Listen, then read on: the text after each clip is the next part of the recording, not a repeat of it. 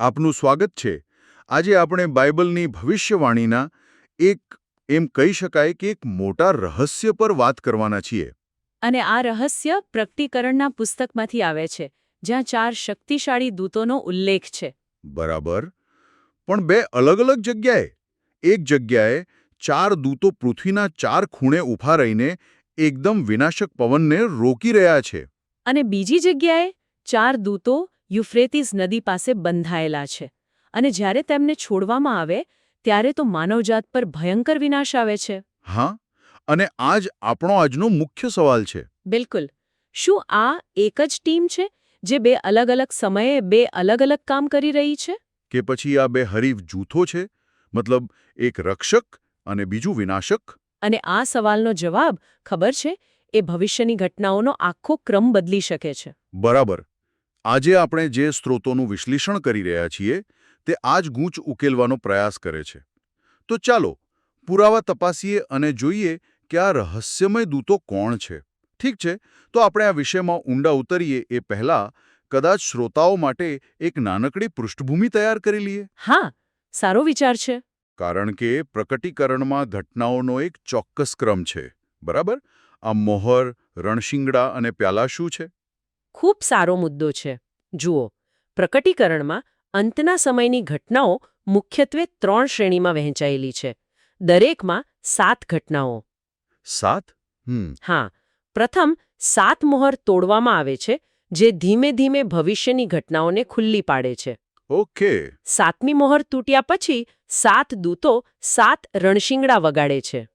અને ત્યારે વિનાશ વધુ તીવ્ર બને છે. બરાબર, વધુ તીવ્ર અને સીધી વિપત્તિઓ. અને અંતે 7મા રણશિંગડા પછી ઈશ્વરના ક્રોધના 7 પ્યાલા પૃથ્વી પર ઠાલવવામાં આવે છે, જે અંતિમ અને સંપૂર્ણ વિનાશ લાવે છે. સરસ. આનાથી ચિત્ર સ્પષ્ટ થયું. તો હવે આપણે આપણા મૂળ પ્રશ્ન પર પાછા આવીએ. પ્રકટીકરણ 7 અને પ્રકટીકરણ 9ના 4 દૂતો એક જ છે કે અલગ? ચાલો પહેલા મતથી શરૂઆત કરીએ, જે કહે છે કે તેઓ એક જ છે. ભલે. એ દલીલનો આધાર શું છે? આ મતનો મુખ્ય આધાર છે દાનિયેલના પુસ્તકની 7મી અધ્યાયની ભવિષ્યવાણી. દાનિયેલ 7, બરાબર? હા, ત્યાં લખ્યું છે કે આકાશના 4 પવનો મોટા સમુદ્ર પર વાયા અને તેમાંથી 4 મોટા શ્વાપદો એટલે કે બીસ્ટ્સ બહાર આવ્યા. તો આ દ્રષ્ટિકોણ એવું માને છે કે પ્રકટીકરણ 7માં જે 4 દિશાના પવનનો ઉલ્લેખ છે તે એ જ શક્તિ છે. એ જ શક્તિ જે શ્વાપદને એટલે કે અંતના સમયના વૈશ્વિક શાસનને સત્તામાં લાવે છે. બરાબર. એટલે કે પવન એટલે રાજકીય ઉથલપાથલ. ઓકે. અને આ મત મુજબ પ્રકટીકરણ 9માં જ્યારે યુફ્રેટીસ પાસે બંધાયેલા 4 દૂતોને છોડવામાં આવે છે ત્યારે પણ પરિણામ તો એ જ આવે છે, શ્વાપદનો ઉદય. એટલે જો બંને ઘટનાઓનું પરિણામ એક જ હોય તો પછી દૂતો પણ એક જ હોવા જોઈએ. હા, આ એમની દલીલ છે. અને આ મતમાં એવું પણ માનવામાં આવે છે કે જ્યાં પૃથ્વી અને સમુદ્ર પર વિનાશની વાત છે તે શાબ્દિક નથી. એક મિનિટ. સાંકેતિક એનો શું અર્થ થાય? બાઇબલની ભવિષ્યવાણીમાં સમુદ્ર ઘણીવાર રાષ્ટ્રો અને લોકોના અસ્થિર સમૂહનું પ્રતીક હોય છે, અને પૃથ્વી એ સ્થાપિત સામાજિક અને રાજકીય વ્યવસ્થાનું પ્રતીક હશે. બિલકુલ. તો આ મત મુજબ પવન એ રાજકીય અને સામાજિક ઉથલપાથલ છે જે શ્વાપદને સત્તામાં આવવા માટે માર્ગ કરી આપે છે. ભલે, તો આ પહેલો મત છે જે દાનિયેલની ભવિષ્યવાણી સાથે સીધો સંબંધ જોડે છે. પણ બીજો મત આ જોડાણ પર જ સવાલ ઉઠાવે છે, ખરું? હા, અને સ્ત્રોતોના લેખક પણ આ બીજા મતનું જ સમર્થન કરે છે. અચ્છા. આ દલીલ એ વાત પર કેન્દ્રિત છે કે બંને દૂતોના કાર્યો અને પરિણામો મૂળભૂત રીતે અલગ છે. કેવી રીતે? જો પ્રકટીકરણ 7ના દૂતો જે પવનને રોકી રહ્યા છે તે જ્યારે છૂટે છે ત્યારે તે શાબ્દિક ભૌતિક વિનાશ કરે છે. એટલે પર્યાવરણીય આપત્તિ. હા, પ્રકટીકરણ 8માં આપણે વાંચીએ છીએ કે પહેલું રણશિંગડું વાગ્યા પછી પૃથ્વીનો 3જો ભાગ બળી ગયો, વૃક્ષોનો 3જો ભાગ બળી ગયો. અને બધું લીલું ઘાસ બળી ગયું. મેં વાંચ્યું છે. બરાબર. જ્યારે પ્રકટીકરણ 9ના દૂતોનું કાર્ય સાવ અલગ છે. તદ્દન અલગ. હા, જ્યારે યુફ્રેટીસ પાસે બંધાયેલા 4 દૂતોને છોડવામાં આવે છે ત્યારે તેઓ પર્યાવરણને નુકસાન નથી પહોંચાડતા. તેઓ તો 20 કરોડ સૈનિકોની એક વિશાળ સેનાનું નેતૃત્વ કરે છે. અને માનવજાતના ત્રીજા ભાગને મારી નાખે છે. આ તો મોટા પાયે યુદ્ધ અથવા નરસંહાર જેવું લાગે છે. બરાબર. અને આ મહાવિનાશ પછી જ સાંકેતિક સમુદ્ર અને પૃથ્વીમાંથી શ્વાપદનો ઉદય થાય છે. વાહ, આ તો ખૂબ મોટો તફાવત છે. છે ને? એટલે બીજો મત કહે છે કે પ્રકટીકરણ 7ના દૂતો પર્યાવરણીય વિનાશ લાવે છે. અને પ્રકટીકરણ 9ના દૂતો માનવજાતનો સંહાર કરીને શ્વાપદના રાજકીય શાસન માટે માર્ગ ખોલે છે. આનો અર્થ એ થયો કે દાનિયેલનું પવન પ્રકટીકરણ 9 સાથે જોડાયેલો છે, 7 સાથે નહીં. બરાબર. આને આ રીતે પણ વિચારી શકાય. શું ટ્રાફિક રોકીને વીઆઈપી કાફલા માટે રસ્તો બનાવનાર પોલીસ અને કોઈ મોટા ગુનાના સ્થળે પહોંચેલી સ્પેશિયલ ફોર્સ એક જ છે? બિલકુલ. પહેલા મત મુજબ હા, એ એક જ પોલીસ વિભાગના ભાગ છે. પણ બીજા મત મુજબ ના, બંનેના કાર્યો, તાલીમ અને ઉદ્દેશ્યો તદ્દન અલગ છે. આ સરખામણીથી વાત એકદમ સ્પષ્ટ થઈ જાય છે. પણ આ બંને દ્રશ્યોની વચ્ચે એક ખૂબ જ મહત્વપૂર્ણ ઘટના બને છે, ખરું ને? મુદ્રાંકન. હા, અને આખી ગૂંચની ચાવી અહીં જ છે. પ્રકટીકરણ 7 સ્પષ્ટપણે કહે છે કે દૂતોને પવન છોડવાની મંજૂરી નથી. જ્યાં સુધી આપણે આપણા ઈશ્વરના સેવકોના કપાળ પર મુદ્રા ન મારી દઈએ. બરાબર. એટલે કે આ વિનાશક પવનને રોકી રાખવાનો એક જ ઉદ્દેશ્ય છે. એક ચોક્કસ જૂથને ઓળખીને તેમને સુરક્ષિત કરવા. અને આ જૂથ એટલે 1,44,000 લોકો. હા, 1,44,000. બાઇબલની ભવિષ્યવાણીમાં આ સંખ્યા વારંવાર આવે છે. તો આ લોકો કોણ છે અને તેમનું કાર્ય શું છે? સ્રોતો અનુસાર આ 1,44,000 એ 2 સાક્ષીઓનું પ્રતીક છે, જેનો ઉલ્લેખ પ્રકટીકરણ 11માં છે. ઓહ, ઓકે. અને તેમને એક અત્યંત મહત્વપૂર્ણ અને જોખમી કાર્ય સોંપવામાં આવ્યું છે. 1260 દિવસ સુધી ભવિષ્યવાણી કરવી. 1260 દિવસ એટલે કે 3.5 વર્ષ અથવા બરાબર 42 મહિના. હા. અને આ એ જ 42 મહિના છે જે દરમિયાન શ્વાબદને પૃથ્વી પર શાસન કરવાની સત્તા આપવામાં આવે છે. બિલકુલ. એટલે કે તેઓ શ્વાપદના શાસનની બરાબર વચ્ચે ઊભા રહીને તેની વિરુદ્ધ ભવિષ્યવાણી કરશે. અને તેમની ભવિષ્યવાણીનો મુખ્ય સંદેશ શું છે? એ સનાતન સુવાર્તા છે, જેનો મુખ્ય સંદેશ પ્રકટીકરણ 14માં જોવા મળે છે. શ્વાપદની કે તેની મૂર્તિની પૂજા ન કરો. અને તેના નામની છાપ એટલે કે 666 પોતાના કપાળ પર કે હાથ પર ન લો. આ એક સીધી ચેતવણી છે. બરાબર. પણ આ જ્ઞાન, આ સનાતન સુવાર્તા તેમને મળે છે ક્યાંથી? શું આ જ મુદ્રાંકન છે? હા, અહીં જ પ્રકટીકરણ 10ની ભૂમિકા આવે છે. તેમાં એક શક્તિશાળી દૂતનું વર્ણન છે. જે સમુદ્ર અને પૃથ્વી પર પગ મૂકીને ઊભો છે. બરાબર. અને તેના હાથમાં એક ખુલ્લું નાનું પુસ્તક છે. યોહાન, જે અહીં સદા 15 લાખ લોકોનું પ્રતિનિધિત્વ કરે છે, તેને તે પુસ્તક લઈને ખાઈ જવાનો આદેશ મળે છે. ખાઈ જવાનો? આ તો થોડું વિચિત્ર લાગે છે. આ એક સાંકેતિક ક્રિયા છે. પુસ્તક ખાવું એટલે તેમાં લખેલા સંદેશાને સંપૂર્ણપણે આત્મસાત કરવો. એને પોતાના અસ્તિત્વનો ભાગ બનાવી દેવો. હા, આ નાનું પુસ્તક જ એ સનાતન સુવાર્તા છે. એટલે કે મુદ્રાંકન એ કોઈ રહસ્યમય નિશાની નથી, પણ ઈશ્વરના સંદેશને ઊંડાણપૂર્વક સમજવાની અને સ્વીકારવાની પ્રક્રિયા છે. વાહ! એટલે તમે કહી રહ્યા છો કે 1,44,000નું મુદ્રાંકન થવું અને યોહાન દ્વારા નાનું પુસ્તક ખાવું એ એક જ ઘટનાના 2 અલગ અલગ વર્ણન છે. બરાબર. આ તો આખી વાતને એક નવા જ સ્તરે લઈ જાય છે. અને સમયગાળો પણ એક જ છે. 2 સાક્ષીઓ 1260 દિવસ ભવિષ્યવાણી કરે છે અને શ્વાપદ 42 મહિના રાજ કરે છે. અને આ બંને સમયગાળા એક સાથે ચાલે છે, એક પછી એક નહીં. સ્રોતોમાં તેને અઠવાડિયાનો પ્રથમ અર્ધભાગ કહેવામાં આવ્યો છે. ઠીક છે, આ બધી કડીઓ હવે જોડાવા લાગી છે. તો જો આપણે આ બધું ભેગું કરીએ તો સ્રોતોના વિશ્લેષણ મુજબ ઘટનાઓનો ચોક્કસ ક્રમ કેવો દેખાય છે? ક્રમ આ મુજબ છે. પહેલું, પ્રકટીકરણ 7ના 4 દૂતો 4 દિશાના પવનને રોકી રાખે છે. જેથી પૃથ્વી પર એક પ્રકારની કામચલાઉ શાંતિ રહે. બરાબર.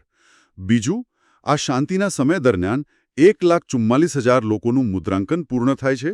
મતલબ કે તેઓ નાનું પુસ્તક ખાય છે અને આવનારા સમય માટે સંદેશ પ્રાપ્ત કરે છે. ત્રીજું, જેવું મુદ્રાંકન પૂર્ણ થાય છે, સ્વર્ગમાં એક મોટું યુદ્ધ થાય છે અને શૈતાનને પૃથ્વી પર ફેંકી દેવામાં આવે છે. પૃથ્વી તથા સમુદ્રના અફસોસ પ્રકટીકરણ 12માં કહ્યું છે એમ. હા, અને આ જ 3 મહાન વિપત્તિઓ એટલે કે વોઝની શરૂઆત છે. 3 વિપત્તિઓ. આ શબ્દ જ ભયાનક લાગે છે. તો પહેલી વિપત્તિ કઈ છે? પહેલી વિપત્તિ 5મા રણશિંગડા સાથે શરૂ થાય છે. પાતાળનો કૂવો ખોલવામાં આવે છે અને તેમાંથી તીડ જેવી જીવાત બહાર આવે છે. પણ આ સામાન્ય તીડ નથી ખરું ને? બિલકુલ નહીં. તેમને ઘાસ કે વૃક્ષોને નહીં, પણ ફક્ત એવા લોકોને નુકસાન પહોંચાડવાનો આદેશ છે જેમના કપાળ પર ઈશ્વરની મુદ્રા નથી. એટલે આ એક લક્ષિત હુમલો છે. હા, તેઓ લોકોને મારી નથી નાખતા, પણ 5 મહિના સુધી એવી પીડા આપે છે કે લોકો મૃત્યુ માંગશે પણ મળશે નહીં. એક પ્રકારનો મનોવૈજ્ઞાનિક ત્રાસ. અને અહીં મુદ્રાંકનનું રક્ષણાત્મક મહત્વ સ્પષ્ટ દેખાય છે. જેઓ મુદ્રાંકિત છે તેઓ સુરક્ષિત રહે છે. બરાબર. પછી બીજી વિપત્તિ આવે છે. અને એ તો ઘણી વધુ વિનાશક છે. હા, તે 6ઠ્ઠા રણશિંગડા સાથે શરૂ થાય છે. અને આ જ સમયે યુફ્રેટીસ નદી પાસે બંધાયેલા 4 દૂતોને છોડવામાં આવે છે. અને તેઓ 20 કરોડની સેના સાથે માનવજાતનો ત્રીજા ભાગનો નાશ કરે છે. હા. એક મિનિટ, 20 કરોડ અને માનવજાતનો ત્રીજો ભાગ, આ આંકડા તો અકલ્પનીય છે. સ્રોતો અનેક વાસ્તવિક અને ભયાનક યુદ્ધ તરીકે જુએ છે. આ મહાવિનાશ પછી જે રાજકીય અને સામાજિક શૂન્યાવકાશ સર્જાય છે, તેમાંથી જ શ્વાપદનો ઉદય થાય છે. બરાબર, અને તેનું 42 મહિનાનું શાસન શરૂ થાય છે. અને તેની સાથે જ 1,44,000 લોકો તેમની 1260 દિવસની ભવિષ્યવાણી શરૂ કરે છે. અને અંતિમ, ત્રીજી વિપત્તિ. ત્રીજી વિપત્તિ 7મું રણશિંગડું ફૂંકાતા આવે છે. આમાં 2 મુખ્ય ઘટનાઓ બને છે. પહેલી, જે લોકોએ શ્વાપદની છાપ લેવાનો ઇનકાર કર્યો અને શહીદ થયા, તેમનું પ્રથમ પુનરુત્થાન થાય છે. અને બીજું, ત્યાર પછી પૃથ્વી પર ઈશ્વરના ક્રોધના 7 અંતિમ પ્યાલા ઠાલવવામાં આવે છે, જે શ્વાપદના રાજ્યનો અને આ યુગનો સંપૂર્ણ અંત લાવે છે. આ ક્રમ ખૂબ જ સ્પષ્ટ અને ગંભીર છે.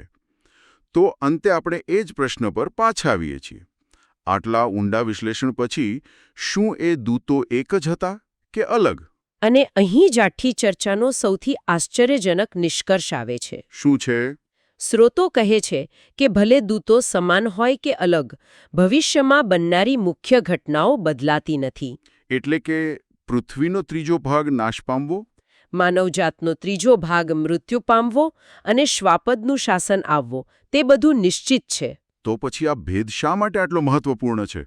જો અંતિમ પરિણામ સરખું જ રહેવાનું હોય તો આપણે આટલી ચર્ચા શા માટે કરી? કારણ કે તેનાથી એક ખૂબ જ મહત્વપૂર્ણ બાબત પર અસર પડે છે: સમય. સમય? હા, ખાસ કરીને મુદ્રાંકન ક્યારે પૂરું થશે તેની સમયરેખા પર. આખી ચર્ચા એ એક ઘડિયાળની ચાવી શોધવા જેવી છે. આપણને ખબર છે કે ઘડિયાળ વાગશે, પણ ક્યારે, તે ચાવી પર નિર્ભર છે. હું સમજ્યો. તો ચાલો બંને શક્યતાઓ જોઈએ. જો દૂતો અલગ હોય, જે મતનું સ્રોતના લેખક સમર્થન કરે છે, તો સમયરેખા કેવી દેખાય? જો દૂતો અલગ છે, તો મુદ્રાંકન 6ઠ્ઠી મોહર તૂટ્યા પછી અને 7મી મોહર ખુલતા પહેલાના સમયગાળામાં શરૂ અને સમાપ્ત થઈ જશે. કેમ કે 7મી મોહર ખુલતાની સાથે જ પહેલો રણશિંગડું વાગે છે અને પૃથ્વી પર વિનાશ શરૂ થઈ જાય છે. બરાબર. એટલે મુદ્રાંકન એ વિનાશ શરૂ થયા પહેલા પૂરું થવું જ જોઈએ. અને જો દૂતો એક જ હોય તો? જો દૂતો એક જ હોય તો તેનો અર્થ એ કે પ્રકટીકરણ 7માં જે પવનને રોકવામાં આવ્યો છે, તે પ્રકટીકરણ 9માં છૂટે છે. જે શ્વાપદને લાવનાર રાજકીય પવન છે. હા, આ કિસ્સામાં મુદ્રાંકન ઘણું પાછળથી પૂરું થશે. તે 5મું રણશિંગડું વાગતા પહેલા સમાપ્ત થવું જોઈએ. કારણ કે 5મા રણશિંગડાની વિપત્તિ ફક્ત એવા લોકોને જ નુકસાન પહોંચાડે છે જેમના પર મુદ્રા નથી. બરાબર. જો એ સમયે મુદ્રાંકન ચાલુ હોય તો ઈશ્વરના સેવકો પણ જોખમમાં મુકાઈ શકે. તો આ વિશ્લેષણનો સાર એ છે કે વિગતોની ચર્ચા એટલા માટે મહત્વપૂર્ણ છે કારણ કે તે આપણને સમયરેખાને વધુ ચોકસાઈથી સમજવામાં મદદ કરે છે. બિલકુલ. મુખ્ય ઘટનાઓ નિશ્ચિત છે, પરંતુ તે ક્યારે શરૂ થશે અને તૈયારી માટે કેટલો સમય મળશે તે આ અર્થઘટન પર નિર્ભર કરે છે. અને આ ચર્ચા આપણને એક ઊંડા વિચાર સાથે છોડી જાય છે. સ્રોતોમાં યોહાન, 2 સાક્ષીઓ અને 1,44,000ને એકબીજાના પ્રતીક તરીકે દર્શાવવામાં આવ્યા છે. અને નાનું પુસ્તક એ સનાતન સુવાર્તા છે, જે પોતે જ મુદ્રાંકનનું સ્વરૂપ છે. હા, આ બધું એ સૂચવે છે કે ભવિષ્યવાણી એ ફક્ત ભવિષ્યમાં બનનારી ઘટનાઓની એક ફિલ્મ નથી, જેને આપણે માત્ર પોપકોર્ન ખાઈને જોવાની છે. તમે કહેવા માંગો છો કે તે નિષ્ક્રિય માહિતીનો સંગ્રહ નથી, પણ એક સક્રિય, જીવંત સંદેશ છે. જેને ખાઈને આત્મસાત કરવાનો છે અને પછી ભય અને જોખમની વચ્ચે પણ જગત સમક્ષ જાહેર કરવાનો છે. આ ખરેખર વિચારવા જેવી વાત છે. તો પછી સવાલ એ નથી કે ભવિષ્યમાં શું થશે. સવાલ એ છે કે એમાં આપણી ભૂમિકા શું છે? શું આપણે ફક્ત એક નિરીક્ષક બનીને જોવાનું છે કે પછી એ સંદેશને જીવીને, એને બોલીને ઇતિહાસનો ભાગ બનવાનો છે? આ એક વિચારવા જેવો પ્રશ્ન છે. અને આ જ પ્રશ્ન સાથે આજની આ ઊંડાણપૂર્વકની ચર્ચા અહીં સમાપ્ત કરીએ છીએ.